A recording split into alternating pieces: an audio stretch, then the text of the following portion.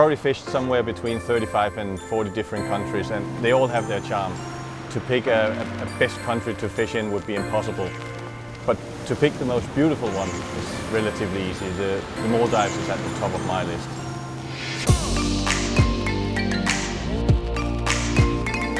There's just something about the color of the water here. It's like 50 shades of blue, and these islands, you know, white sandy beaches. It's exactly like a child would draw a deserted island, and in my mind exactly what an island should look like.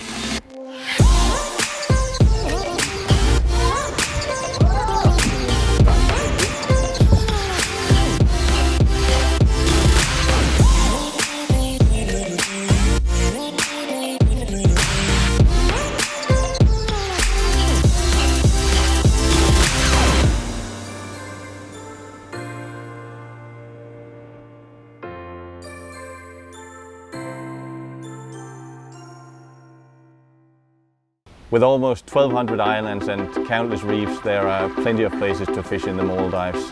But due to the nature of popping these reefs, you want to cover the water as fast as you can and fish new water all the time.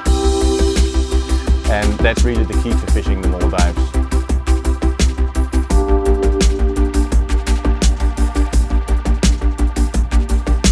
So you need a fast boat that will cross open water, and a captain and a crew with lots of experience and an understanding of currents, wind directions, water visibility and similar factors to make the most of your fishing time here. And when it comes to popping the Maldives, GT fishes are second to none.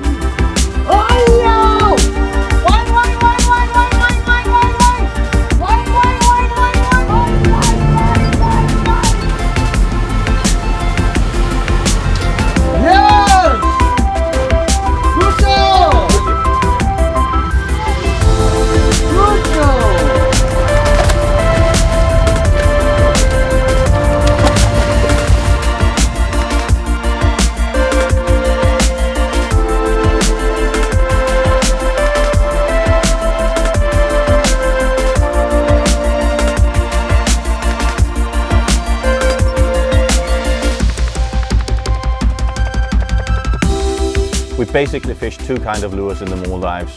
We cast various kinds of poppers that we pull across the surface, and stick baits that we fish just below the surface. On some days one method is better than the other, but on most days both will get their share of the action. Today most GT anglers fish barbless hooks, which are much nicer on the fish. At GT Fishers this has also been a company policy for years. If there's a weak link somewhere, the fish will find it, so no matter what lure you fish, you must always rig them with top quality split rings and hooks.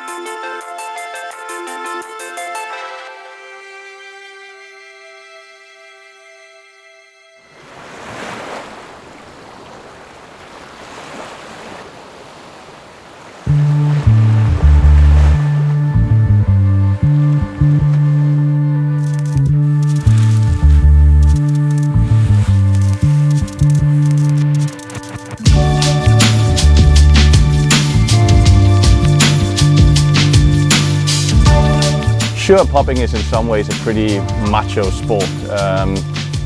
It's about long casts, big fish, hard fights. I can understand that some anglers are a bit hesitant to try it. Can we manage, or will we fail and make fools of ourselves? Well, honestly, it's probably a yes to both of those. You will manage, but you will also lose a few battles. Sometimes the fish wins, that's just part of the game here.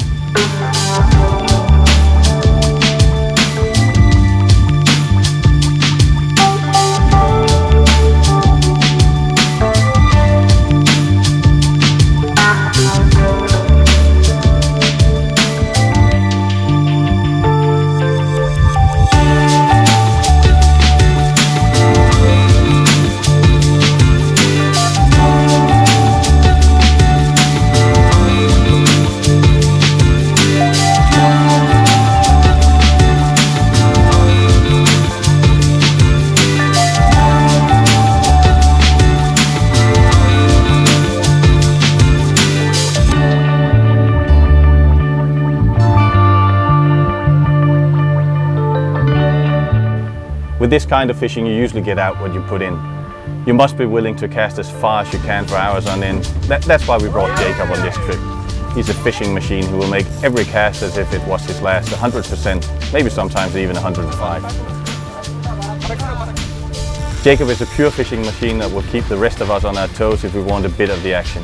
Surely you don't have to fish as hard as him, but the closer you can get to that level of efficiency, the more fish you will obviously catch.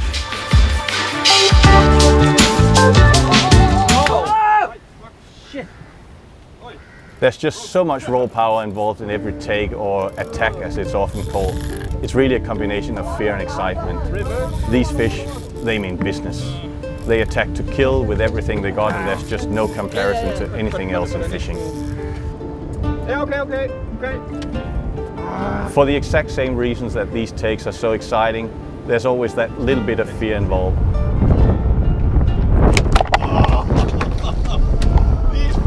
While there's nothing you want more than the next take, you also know that this might be the one where you don't come out as the winner.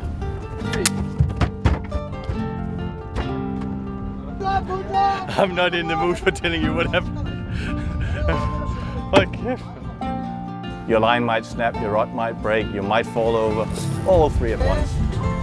And even if you do win the fight, no one in this game walks away without bruises. Might have marks on your knees from banging into the side of the boat, sore arms and aching back. Hey, sometimes the fish even decides to kick your ass after you've landed them.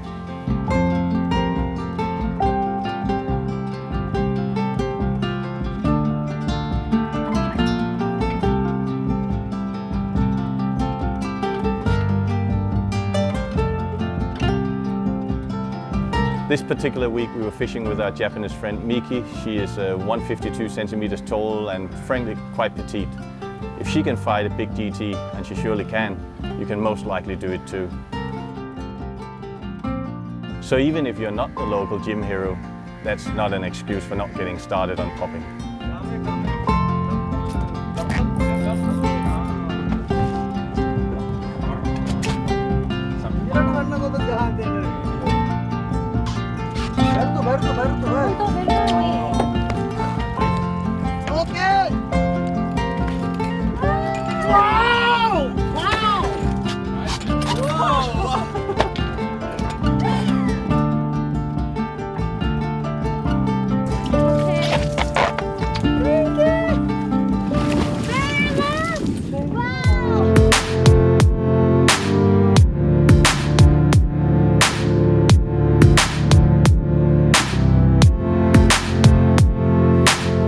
Bringing a photographer who is an avid angler himself to the Maldives and not letting him fish, I mean, would anybody have the heart for that? What I'm trying to say is that we just had to let our photographer Marcus fish a little bit every day. Once he hooked that first fish, he was totally sold on this fishing as well.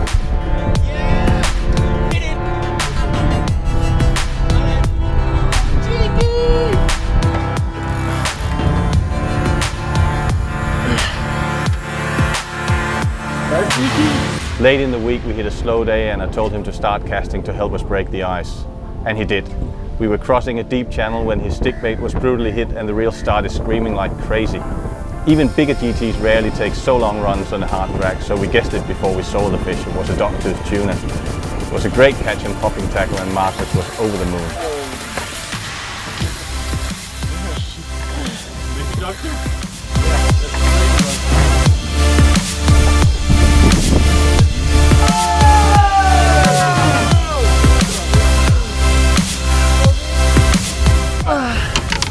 So I got a dogtooth tuna.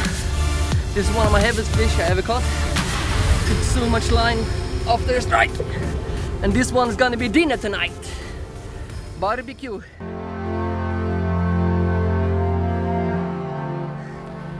When you're casting for hours on end without any action, this fishing can be so demanding and exhausting. Your whole body is aching, and at worst it can wear you down to the point where you start toying with the idea of selling all of your popping tackle as soon as you get back home.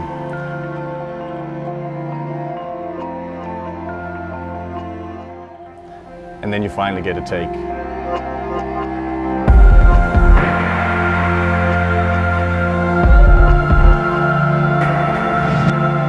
The water explodes, the rod is nearly pulled from your grip, the reel is screaming, short bursts on a hard drag, you're back in the game. And before you know it, you're thinking about buying new lures and possibly another rod as soon as possible. You just got to have some more of this.